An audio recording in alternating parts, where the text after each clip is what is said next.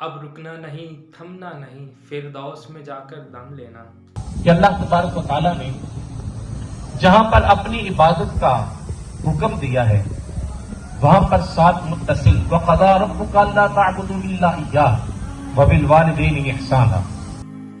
استقبال رمضان کے اس پروگرام کا مقصد اصل میں یہ ہوتا ہے کہ رمضان کی اہمیت کو لوگوں میں اجاگر کیا جائے۔ یہ پروگرام ہر سال ہم رمضان سے کچھ روز قبل رکھتے ہیں، جس میں لوگوں کو یہ تربیت دی جاتی ہے کہ رمضان کو کس طرح گزارا جائے۔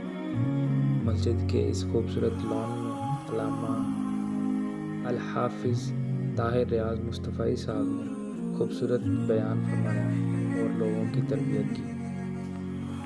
جی صاحب وہ محفل ہوگی، ابھی ہم محفل سے آئے ہیں۔ الحمدللہ بڑا اچھا پروگرام ہو گیا، بہت لوگ بھی تھے ماشاءاللہ آئے ہوئے تھے۔ اور جیسے جیسے رمضان آتا ہے تو لوگ ویسے ہی کیونکہ کہتے ہیں کہ شیطان بن جاتا ہے، تو یہ وجہ بھی میں سمجھتا ہوں کہ لوگ مسجدوں کے قریب ہو جاتے ہیں۔ اللہ تعالیٰ سے اپنا رشتہ جو ہے پچھلے سال میں ٹوٹ چکا ہوتا ہے گناہوں کی وجہ سے بھی۔ ایک معاملہ ایسا ہے بھی ہے کہ جب ہم مسجد سے دور ہوتے ہیں، اللہ سے دور ہوتے ہیں، تو ہمارا ایمان جو ہے اس کیفیت یا اس طرح لطف اندوز نہیں ہم ہو پاتے۔ اور جب ہم نیکی کرتے ہیں، جب ہم مسجد کے قریب ہوتے ہیں، اللہ کے قریب ہوتے ہیں، تو اس وقت ہمارا جو ایمان ہے وہ بڑا بہترین حالت میں چلا جاتا ہے۔ ہمیں لگتا ہے کہ اب آئندہ گناہ نہیں ہوگا۔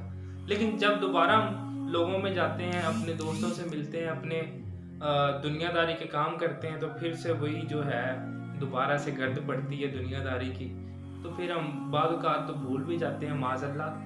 لیکن اللہ تعالیٰ کی عنایت ہے، مہربانی ہے کہ اللہ تعالیٰ نے ایک دفعہ پھر سے ہمیں جو ہے رمضان دیا ہے، تو ہم رمضان کو بھرپور انداز میں گزارنے کی پوری کوشش کریں گے انشاءاللہ۔ اور میری زندگی کا مقصد تیرے دین کی سرفرازی، میں اسی لیے مسلمان، میں اسی لیے نمازی۔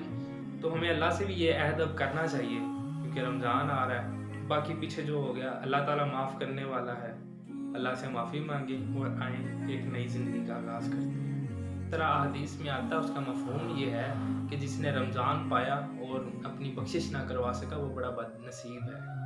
تو آئیے ان بد نصیبوں کی لسٹ سے نکلیں اور اللہ کو راضی کرنے والے کام آج سے شروع کریں، بلکہ ابھی سے کرتے ہیں۔ اللہ تعالیٰ ہمیں رمضان کا استقبال صحیح انداز میں کرنے کی توفیق دے۔ اللہ تعالیٰ ہمارے دلوں سے جو میل ہے، جو برائیاں ہیں، جو خصلتیں ایسی ہیں جو ہم کئی عرصے سے چھوڑنا چاہ رہے ہیں نہیں چھوڑ پا رہے، اللہ تعالیٰ ان کو چھوڑنے میں ہماری مدد فرمائے۔ اسی دعا کے ساتھ آج کا ولاگ ختم کرتے ہیں اور اللہ تعالیٰ ہمیں دین مبین کے ساتھ جڑے رہنے کی توفیق عطا فرمائے۔